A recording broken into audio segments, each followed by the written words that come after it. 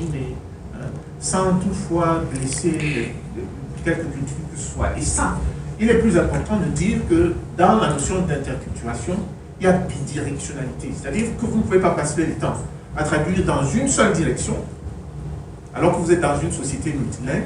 Il faut une bidirectionnalité pour qu'il y ait interculturation. Si vous traduisez tout simplement du Gomala vers le français, vous comprenez très bien qu'il n'y aura pas d'interculturation. Vous comprenez très bien. En fait, vous êtes en train d'abandonner votre langue. Il faudrait traduire aussi du français vers le Gomala pour finalement avoir justement le jaillissement de l'interculturel. Allons-y, mon cher. Bien, comment professionnaliser? Je crois que avoir parlé un peu de l'existant tout à l'heure, la façon dont la pratique communautaire est menée, d'ailleurs, qui sont ceux qui interprètent ou traduisent en langue endogène. Ce n'est pas nécessairement des professionnels, et c'est parfois des enfants d'un X ou d'un Y. Vous êtes malade, vous allez à l'hôpital avec votre enfant qui a fait l'école primaire, qui allait jusqu'au cours préparatoire, et c'est cet enfant qui vous aide à comprendre ce que le médecin dit. Mais quelle bêtise! Parce que là, il y aura certainement de grosses erreurs, n'est-ce pas? On ne sait jamais ce que ça peut entraîner. Mais il faut entraîner, il faut professionnaliser à travers la formation. Il y a des formations que je appelle formations principales, mais aussi des formations secondaires. Les formations principales, ça veut dire quoi? Il faut innover ici. C'est-à-dire inventer justement des formations entières qui sont dédiées à la traduction en langue endogène ou des langues endogènes. Il faut déjà y penser. C'est-à-dire une licence, un master et pourquoi pas des certifications. C'est-à-dire qu'on n'est pas obligé d'avoir un master. Il y a des gens qui... Moi, comme je disais à Guizot il y a un instant, je compare le métier des traducteurs et des interprètes à celui des médecins, c'est-à-dire les professionnels de la santé.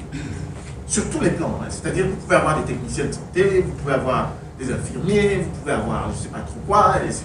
Mais pour beaucoup de traducteurs camerounais aujourd'hui pensent qu'il y a un seul levier de la profession. Vous vous trompez énormément. Quelqu'un qui dans votre village traduit depuis longtemps, ou bien interprète depuis longtemps, qu'est-ce que vous allez lui apprendre? Il n'a que le CPE ou bien le BPC. À celui-là, vous pouvez donner une certification. Vous pouvez le former et lui donner une certification. Et ça, c'est le travail que l'ARTIC peut faire également. Il faut y penser hein, pour professionnaliser. Il faut professionnaliser les formateurs aussi. Et puis, le profil des praticiens, les outils.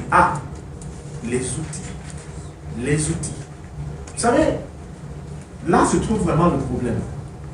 Parce que nous ne pouvons pas traduire sans documentation.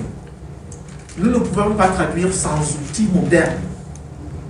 Qui est le traducteur d'aujourd'hui qui va traduire à la main? Manuellement, personne ne le fait. Mais l'expérience que j'ai avec mes étudiants est vraiment catastrophique. C'est-à-dire que chaque fois que je leur demande d'utiliser les outils d'aide à la traduction, ils sont complètement largués. Surtout lorsqu'ils utilisent l'alphabet général des langues anglaises. Je ne peux pas dire que c'est impossible, parce que vous savez très bien qu'on peut installer des applications pour pouvoir traduire sans problème. Quand je dis sans problème, c'est entre guillemets. Hein.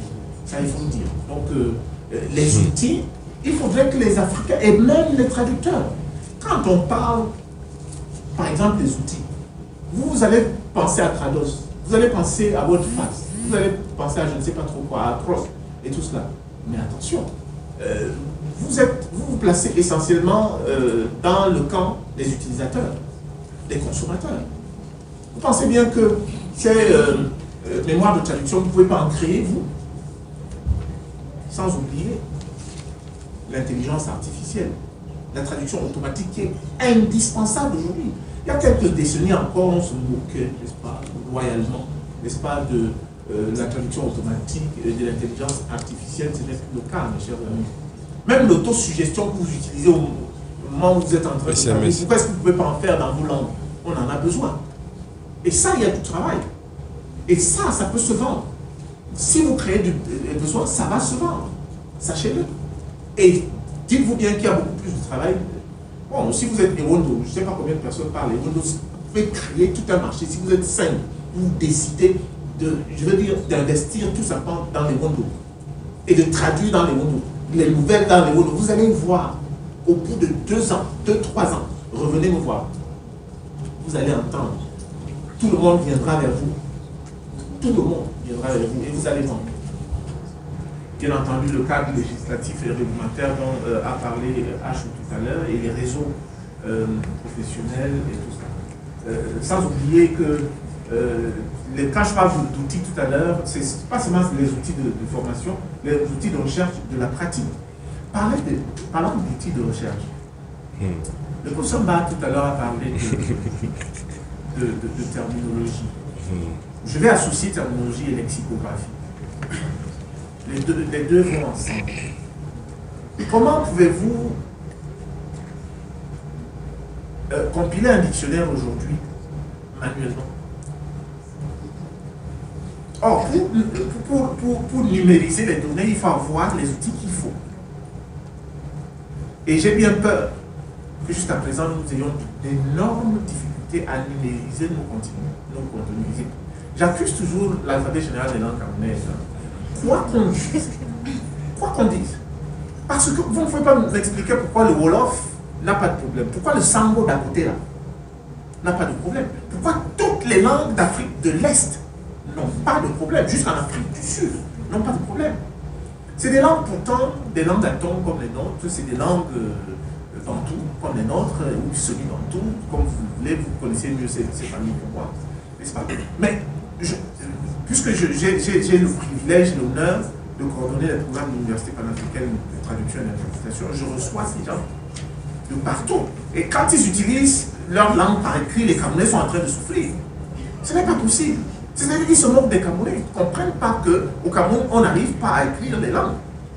Eux, ils ont adopté l'alphabet latin sur la base de ce que l'anglais connaît. Parce que tous ces pays-là, c'est des pays anglophones. On me répond souvent que non, ce n'est pas possible. Ce n'est pas difficile d'écrire. Je n'ai jamais dit ça. Moi, quand j'utilisais des ordinateurs pour la première fois, très peu de Camerounais connaissaient l'ordinateur. Mon premier ordinateur date de 1988. Il y a combien de Camerounais qui avaient un ordinateur? Je dis un ordinateur personnel. Date de 80. Donc je connais très bien. Même Unicode, tout ce que vous imaginez, je connais. Mais quand quelqu'un comme moi a des difficultés avec ce système-là, ça ne veut pas dire que je ne peux pas. Mais l'échange et tout ce que vous imaginez, vous pouvez bien écrire, mais ça va rester dans votre ordinateur. Mais vous n'écrivez pas pour garder cela dans votre ordinateur. Il faut bien que ce soit accessible à tout le monde. C'est ça le véritable problème. Et j'appelle tout simplement les linguistes à retraduire correctement l'alphabet général des langues, qui est un document précieux, je dois le dire. C'est un document précieux parce que c'est le résultat d'un travail harassant sur tout le territoire et qui aide justement à la description phonologique des langues camerounaises. Ça, il faut tirer un coup de chapeau, n'est-ce pas, aux créateurs et aux auteurs de ce document. Perspective d'emploi. Vous êtes allé très vite là. Non, c'est là-bas qu'on est, monsieur. Bien, je crois que l'heure est montée ici parce que les perspectives d'emploi sont nombreuses. Vous pouvez l'imaginer, s'il vous plaît. Et cette patience-là. Moi, j'aime les Chinois parce qu'ils sont très, très, très patients. Vous n'avez pas besoin de devenir riche le lendemain après votre formation. Prenez du temps. Soyez passionné comme moi. Parce que je suis un passionné du domaine de la traduction et de l'interprétation, ça, je peux vous dire. Et je dis souvent aux gens que je ne cours pas après l'argent, mais l'argent me cherche. Parce que je ne suis pas un pauvre. Dites-le bien. Non. À force de courir après l'argent, l'argent vous fuit.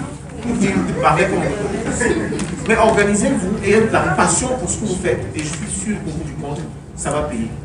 L'investissement peut paraître vraiment, je veux dire, inutile dès le départ, mais continuez de travailler un peu. Mais ayez un objectif, sachez exactement où vous allez.